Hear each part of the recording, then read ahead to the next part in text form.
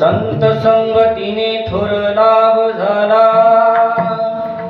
मोह निरसला माया देक. घातले बाहेरे काम क्रोध वैरे, बैसलांतरे पांडुरंग. दुजियाचा वारा लागुनी दु अंगा, ऐसे पांडुरंगा कडू आले. घातले बाहेरे काम क्रोध वैरी, बैसलांतरी पांडुरंग. संताने सरता केला सेनाज्ञावी, ब्रह्मादिक पाही ना तुळे जो. घातले बाहेरे काम क्रोध वैरी, बैसलांतरी पांडुरंग. विठ्ठल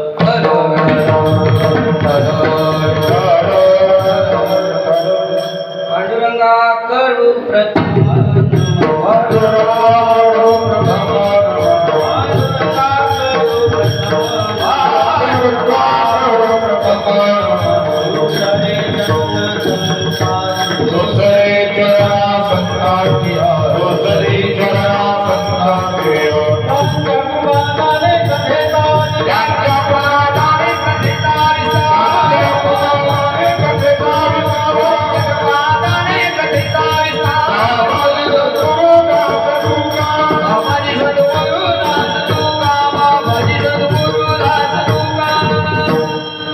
त्यांच्या कृपादाने कथेचा विस्तारो बाबाजी सद्गुरु दास तुका. अलंकापुरे रम्य सिंहासनस्थं, पदांभोज तेजस्फुरति प्रदेशं.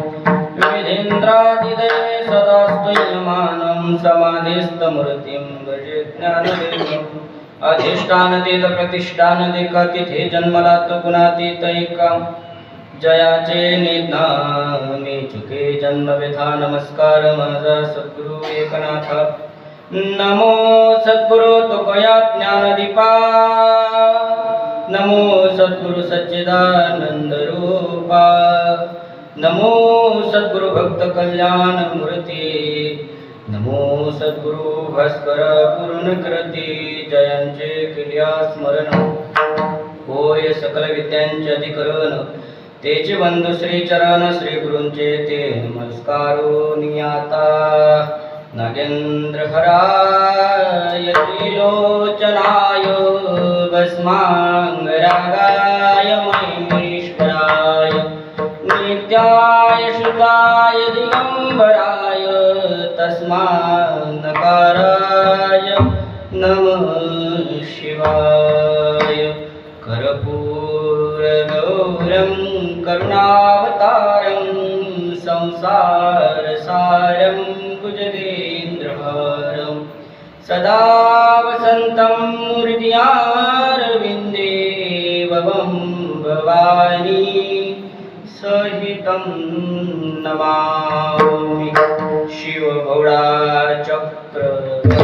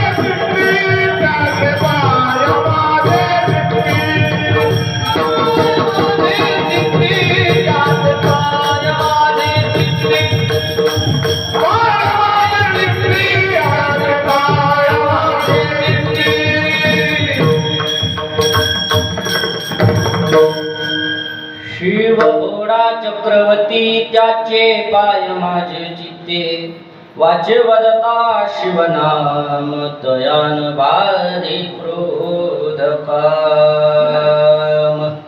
संत संगतीने थोर लाभ झाला मोह निरसला माया देख घातले बाहेरे काम क्रोध वैरी बैसलांतरी पांडुरंग विठ्ठल।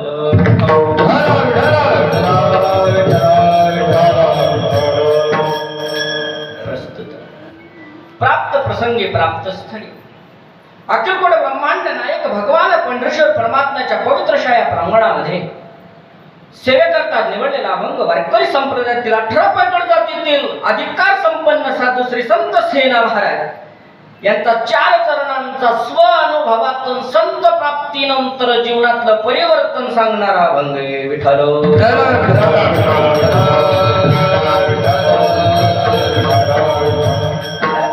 अभंगावर बोलण्यापूर्वी थोडा परिहार देणं मात्र अगत्याचे समजतो। नवे वक्त्याचं आद्य कर्तव्य असतं की त्याने परिहार द्यावा। थोरा मोठ्यांच्या पदस्पर्शाने कुणीतरी पावन झालेली नगरी अनेक विद्वत्तरत्न अनेक विद्वान अनेक सामर्थ्यवान महात्मे ज्या भूमीवरती येऊन गेले अशी पवित्र भूमी श्री क्षेत्र म्हैसवाडी। या ठिकाणी परंपरेनं चालत आलेला हा अखंड हरिनाम कीर्तनीय सप्ताह व श्रीमद भागवत कथा संपन्न होणारा सोहळा। भारत पत्रिकेवरती सप्ताहाचे वर्ष नाही त्याचा अर्थ हा सप्ताह परंपरेनं चालत आलेला आहे ज्याची कुठेही गणना नाही। महाराज पूर्वी नाम सप्ते असायचे, नाम सप्त्यानंतर टाळ सप्ताह असायचा, टाळ सप्त्यानंतर महाराज कीर्तनी परंपरेला सुरुवात झाली आणि हे परंपरेतून मात्र साकारला गेलेला हा परमार्थ अत्यंत रुचलेला पचलेला प्रत्येकाचा जनसामान्य तळागाळापर्यंत पोहोचलेला परमार्थ असा हा सोहळा या ठिकाणी संपन्न होतोय महाराज। आणि या सोहळ्याकरता या ठिकाणी उपस्थित आमचे आदरणीय हरिभक्तपरायण आमचे गुरुस्थानी असणारे आमचे आदरणीय हरिभक्तपरायण भरतजी महाराज म्हैसवाडीकर। आपल्या गावातील वैभव म्हणण्यापेक्षा अवघं महाराष्ट्र ज्यांना ओळखतं, महाराष्ट्रातला एक तालुका नसेल, महाराष्ट्रातला एक जिल्हा नसेल की ज्यांनी त्या ठिकाणी म्हैसवाडीचं नाव पोहोचलं नसेल। अहो महाराष्ट्र सोडा अवघं गुजरात, मध्य प्रदेश, कर्नाटक सारख्या या पूर्ण या ठिकाणी मात्र ज्या ठिकाणी वारकरी संप्रदायाशी संबंधित ज्या ठिकाणी परमार्थिक गाव आहे त्या ठिकाणी महाराजांचं नाव लौकिक आहे। आणि महाराजांनी या ठिकाणी महाराज आवर्जून या ठिकाणी कीर्तनाला उपस्थित राहावं। महाराज दिवसभर भागवत कथा आहे, आज दिवसभर त्यांची फार मोठी धावपळ झाली आणि त्या धावपळीनंतरही या ठिकाणी महाराज गड्यामध्ये टाळ घेऊन या ठिकाणी कीर्तनाला उपस्थित आहे। हेच माझ्या पामराचं भाग्य आहे विठ्ठल।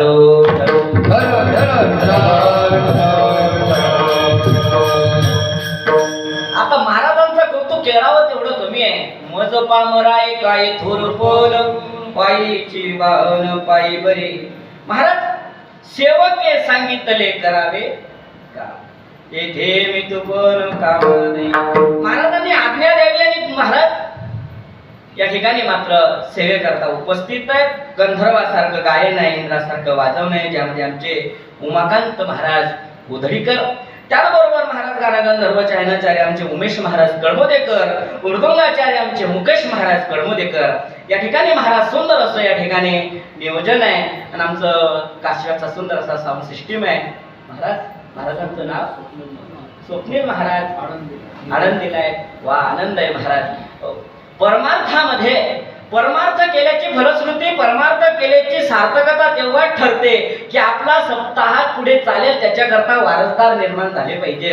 आणि महाराज अशी वारसदार निर्माण होतील तरच परमार्थ टिकणार आहे. नाहीतर शोकांतिका फार मोठी आहे परमार्थामध्ये. मला परमार्थ वाटतो, परमार्थाचा वेग फार मोठा वाढलेला आहे. आपणही प्रमाणामध्ये सिद्ध करतो. इवले से रूप लाविले द्वारी, त्याचा वेग केला गगनावरी. मोगरा फुलला फुले वेचिता तुभारी कळीसी आला. महाराज मोगरा फुलला, फार मोठा उंच गेला, पण फुलं वेचण्याकरता कोणीतरी हवं ना.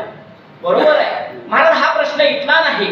आज जर तुम्ही परमार्थाच्या बाबतीत बघितलं की प्रत्येक गाव परमार्थामध्ये फार पुढे गेले, परंतु तरुण मंडळी, महाराज युवा मंडळींचा परमार्थाकडे फार मोठी पाठ आहे. त्याला येणारा काळही कारणीभूत आहे. परंतु या ठिकाणी उपस्थित तरुण मंडळी आहे आणि महाराजांसारखं तरुण नेतृत्व तुमच्या सोबत आहे, मग तिथं कसली कमतरता. विठ्ठल.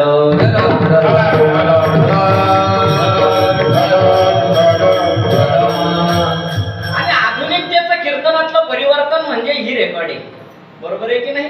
तुमचं चॅनलचं नाव श्री विठ्ठल कीर्तन सोहळा. श्री विठ्ठल कीर्तन सोहळा. वा आनंद आहे महाराज. म्हणजे परिवर्तन ही काळाची गरज आहे. असं म्हणतात की जो बदलेल तोच टिकेल, जो थांबला तो संपला. विठ्ठल.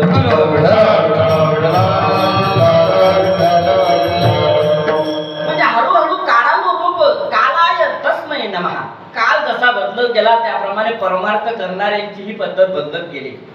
बघा सेवेकरता निवडलेला अभंग श्रीमंत संत सेना महाराजांचा आहे. आता वारकरी संप्रदायामध्ये 18 प्रकट जातीतील संतांनी एकत्र येऊन एक वाळवंट, एक ध्वज, एक भगवंत, एक चंद्रभागेचं वाळवंट त्या ठिकाणी केलेला परमार्थ हा जगसामान्यांकरता. महाराज तुम्हाला सांगून जातो, ज्या वेळेस हा भारत नवे हा भारतवर्ष चतुर्वर्ण व्यवस्थेमध्ये गांधलेला, ग्रासलेला आणि चतुर्वर्ण व्यवस्थेला ज्या वेळेस तोंड देत होता, त्यावेळेस मात्र वारकरी संप्रदायाने सर्वात मोठी केलेली क्रांती म्हणजे 18 प्रकट जातीचे संत एकत्र करून त्या पंढरपुराच्या वाळवंटामध्ये निर्माण केली. आणि हे स्वप्न जर बघितलं तर संत परंपरेमध्ये जर बघा, परमार्थामध्ये जर जनसामान्यांच्या तळागाळापर्यंत जर परमार्थ पोहोचण्याचं सर्वात मोठं जर पहिलं बंड केलं असेल तर ते विठ्ठलपंत कुलकर्णींनी केलं. महाराज माऊली महावैष्णव ज्ञानोबा यांचे वडील, की ज्यांनी स्वप्न बघितलं होतं की ज्ञानेश्वरी प्राकृत भाषेमध्ये निर्माण व्हावी, जनसामान्य नाही की त्याचं तत्वज्ञान कळायला हवं, कारण की समाज हा मात्र भरकटलेला आहे. आता चतुर्वर्ण व्यवस्थेच्या गोष्टी तुम्हाला काय सांगाव्या. आता ज्याने चतुर्वर्ण व्यवस्थेतल्या धडा खाल्ल्या त्याला ते माहित असेल. ओ महाराज, ब्राह्मण, क्षत्रिय, वैश्य आणि शूद्र या चतुर्वर्ण व्यवस्थेमध्ये, आणि तुम्हाला हेही सांगून जाईल या चतुर्वर्ण व्यवस्थेचा फायदा घेऊन आपल्यावरती इंग्रजांनी राज्य करावं आणि इंग्रजांनी राज्य करून ही चतुर्वर्ण व्यवस्थेला पाडमुड डोली गेली, ती खोलपर्यंत पोहोचली महाराज. आणि त्यावेळेस महाराज वारकरी संप्रदायाने ही क्रांती घडून आणली. किती भगवत प्राप्त करण्याकरता सर्वात सोपा मार्ग वारकरी संप्रदायामध्ये निर्माण करून जनसामान्यांपर्यंत परमार्थ पोहोचण्याचं कार्य जर कोणी केलं असेल तर ते नामदेवराय आदी करून ज्ञानोबा सारख्या संतांनी करावं. आता अभंग निवडलेला संत सेना महाराजांचा. आता सेना महाराजांना जेवढं जवळून महाराष्ट्रातले लोक ओळखत असले की सेना महाराज म्हटले की महाराष्ट्रातले असावे, पण सेना महाराज हे महाराष्ट्रातले नाही. सेना महाराजांचं मूळ गाव मध्य प्रदेशामध्ये बांधवगड, आणि बांधवगडामध्ये त्यांचे वडील राज दरबारामध्ये राज न्हावे होते. राज न्हाव्याचा मुलगा संत सेना महाराज. आणि संत सेना महाराजांचं बालपण राजवाड्याशी संबंधित असून परमार्थ त्यांचा जर वाढीस लागला असेल तर ज्यावेळेस जर बघितलं उत्तर भारतामध्ये परमार्थाची सुरुवात, आता उत्तर भारतात गेला तर द्वैत तत्वज्ञान, अद्वैत तत्वज्ञान सिद्धांत मांडला गेला. आणि त्यामध्ये अद्वैत तत्वज्ञानातलं ज्यावेळेस जे परमार्थामध्ये काशी तीर्थ क्षेत्रावरती संत सेना महाराज, संत रविदास, संत धन्ना, संत कबीर आणि यांनी अद्वैत तत्वज्ञानाचा सिद्धांत जगाला मांडण्याचा प्रयत्न केला. परंतु परमार्थ करत असताना माऊली महावैष्णव ज्ञानोबाराय आणि नामदेवरायांनी ज्यावेळेस महाराष्ट्राच्या बाहेर वारकरी संप्रदायाची ध्वजा फडकवण्याकरता त्यांनी उत्तर भारतामध्ये प्रचार प्रसाराला सुरुवात केली आणि त्या प्रचाराला प्रेरित होऊन मात्र संत सेना महाराज महाराष्ट्राच्या दिशेने वळले. महाराज बघा, संप्रदायाचं वैभवाचं वर्णन करावं काय. अहो, महाराष्ट्राच्या त्या भूमीमधून त्या पंढरपुराच्या वाळवंटातून ती भगवी ध्वजा घुमान प्रांतापर्यंत ज्यांनी नेली ते श्री संत नामदेव महाराज. विठ्ठल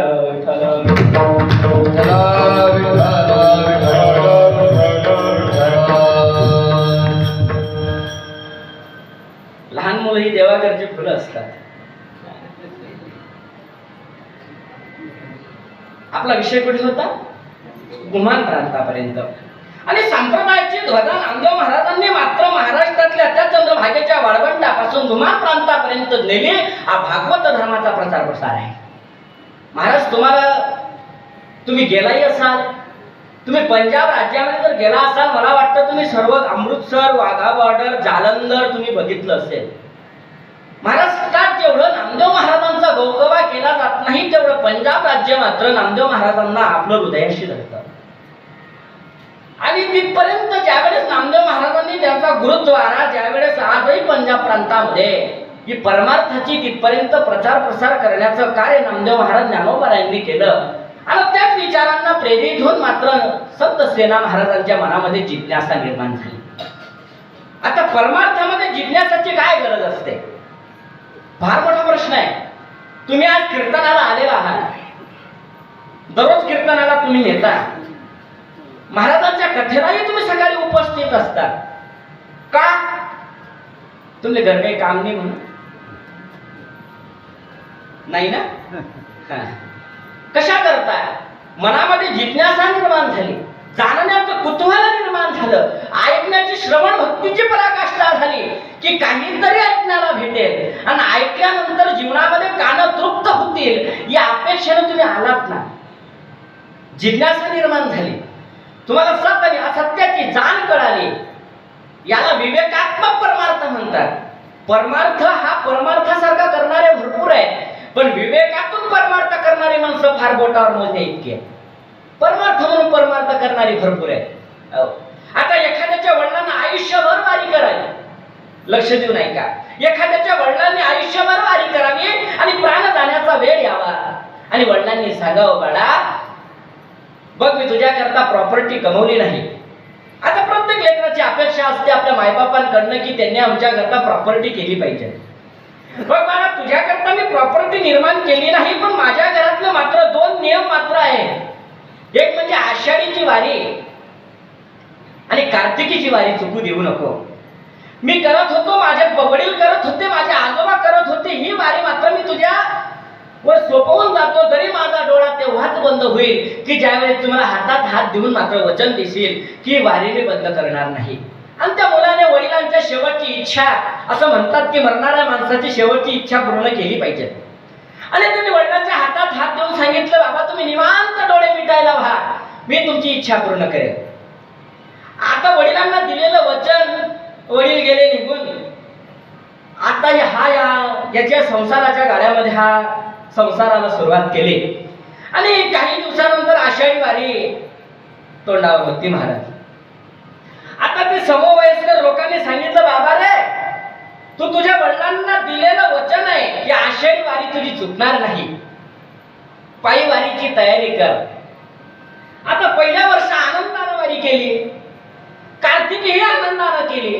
असं करता करता महाराज एक दिवस तो म्हणायला लागला, काय आहे हेलपाट्या, काय आहे हेलपाट्या, उठलं सुटलं का चालले वारीला, उठलं सुटलं का चालले वारीला. महाराज, असा हेलपाट्या करणाऱ्यांचा परमार्थही भरपूर मोठा आहे. आता सांगावं काय तुम्हाला, जाताना 50 किलोचे, येताना 80 किलोचे होणारे वारकरी आहेत. आता त्यांना हेलपाट्या नाही तर काय म्हणावं. महाराज याला परमार्थ म्हणतात, परंतु विवेकातून केलेला परमार्थ त्याला म्हणतात की फक्त देवा एवढंच हवं काय, तुझं रूप माझ्या डोळ्यात साठवावं याच्याकरता मी वारी करावी. मी वारी कशा करता करावी की त्या पुंडलिकाला मी धन्यवाद करेल, त्या पुंडलिकाचं दर्शन घेताना की पुंडलिका फार मोठे उपकार केले तू आमच्यावरती. धन्य पुंडलिका बहुबरे केले, निधान आणिले पंढरी. फार उपकार केले आमच्यावरती पुंडलिक राय की आज जगाचा बाप विट्यावरती उभा केला. आम्ही भेटण्या करता येतो ते चोखोबरायांना, आम्ही भेटण्या करता येतो त्या नामदेवरायांकरता, त्या कान्होपात्रा मातेच्या दर्शनाकरता. हे भाग्य आमचं हृदयात आलं याच्या करता आम्ही पंढरपुरात येतो. मला पंढरपुरातला वारी आजपर्यंत लोकांना कळालीच नाही. आषाढ महिना लागला की नाही लागला, पहिल्या स्थितीला गाडीनं जाणारे सुद्धा म्हणतात आमची वारी झाली. कशानं जाणारे? गाडीनं जाणारे सुद्धा म्हणतात आमची वारी झाली. आता वारी कुणाला म्हणावं महाराज? जो एकादशीच्या दिवशी पांडुरंगाचं दर्शन होईल अथवा न होईल, फक्त एकादशीच्या दिवशी चंद्रभागेचं स्नान झालं, एखाद्या वक्त्याचं कीर्तन श्रवण झालं की तुमची वारीची सफलता होते. मग मला त्याला विवेकातून परमार्थ म्हणतात की जीवनात काहीतरी सत्य असत्य यानं केल्याने फलश्रुती काहीतरी मिळते, काय केल्याने काय मिळतं. मग महाराज असा हा वर्ग मात्र संत सेना महाराज विवेकात्मक बाहेर पडले. जिज्ञासा निर्माण झाली की मला जाणायचंय ते तत्व. मी उत्तर भारतातलं द्वैत तत्वज्ञान, अद्वैत तत्वज्ञान, तिथं शैव, शाक्त, गणपत्य सर्व संप्रदायाची ओळख करून घेतली. पण वारकरी संप्रदायामध्ये काहीतरी नाविन्यता आहे आणि ती जिज्ञासा निर्माण झाली. ज्यावेळेस कानावरती संत सेना महाराजांच्या कानावरती गोष्टी जाऊ लागल्या, अरे भिंत बांधणारा तो चोखामेळा सुद्धा ज्यांचा वेडा आहे, ती कानोपात्राही त्यांची वेडी आहे. काय त्याच्या गुणानुवादांचं वर्णन करावं, एकदा तर त्याचं दर्शन घ्यावं. आणि बांधवगडावरून मात्र पायी मुक्काम दर कोस करत पंढरपूर गाठला. आषाढी वारीचा प्रसंग आहे. नामदेवराय आदी करून ज्ञानोबाराय, चोखोबाराय, संत सवता महाराज, संत नरहरी महाराज, संत जनाबाई, सोपान काका, मुक्ताई, निवृत्ती दादा आदी करून संत पंढरपुरामध्ये गोळा झाले आणि संत सेना महाराजांचं आगमन झालं. आणि संत सेना महाराज आल्यानंतर म्हणतात की मला त्या देवाचं दर्शन घ्यायचं आहे. त्याचं रूपाचं वर्णन नामदेवरायांनी करावं, त्या रूपाला बघायचंय. ज्ञानोबरायांनी ते सुंदर रूप डोळ्यामध्ये साठवण्याकरता सांगावं. रूप पाहता लोचनी सुख झाले साचनी. त्या सुखाची अनुभूती मला जीवनामध्ये घ्यायची आहे. परंतु महाराज त्यावेळेस आडवा आली ती चतुर्वर्ण व्यवस्था. मंदिरात प्रवेश नाही, मंदिरात प्रवेश नाही, देवाचं दर्शन तुम्हाला घेता येणार नाही. पायरीवरनं चोखोबाराय माघारी आले, पायरीवरून संत सेना महाराज माघारी आले, मग ते देवाचं दर्शन घ्यावं कुठे का मी? मला नामदेव महाराजांना साकडं घातलं. नामदेवराय ज्ञानोबारायांना आधी करून संतांना संत चोखोबाराय, संत सेना महाराज, संत सवता महाराज सांगतात आम्ही काय पाप केली का? आम्ही अशा पुढ्यात जन्माला आलो? आम्हाला का मुकावं लागतं त्याच्या दर्शनाला? का आम्हाला त्याने जन्माला घातलं नाही का? आम्ही धर्म घेऊन जन्माला आलो का? आम्ही जात घेऊन जन्माला आलो? आम्हाला त्याच्या दर्शनाची अपेक्षा आहे. नामदेवरायने सांगावं, अहो काय पांडुरंग परमात्म्याचे तुम्ही दर्शन घेण्याकरता त्या वारीमध्ये उभं राहतात. संप्रदायानं एवढी मात्र क्रांती घडून आणली की त्या पांडुरंग परमात्म्याला आणण्याचं सामर्थ्य जर कशात असेल तर ती कीर्तनी परंपरेत आहे महाराज. आणि नामदेव महाराजांनी गळ्यामध्ये विणा घ्यावा आणि नामदेव महाराज चंद्रभागेच्या वाळवंटामध्ये उभे आदी करून संत टाळ घेऊन उभे आणि नामदेवरायांनी कीर्तनाला सुरुवात करावी आणि विद्येवरचा मालक मात्र नामदेवरायांच्या कीर्तनात नाचण्याकरता यावा. नामदेव कीर्तन करी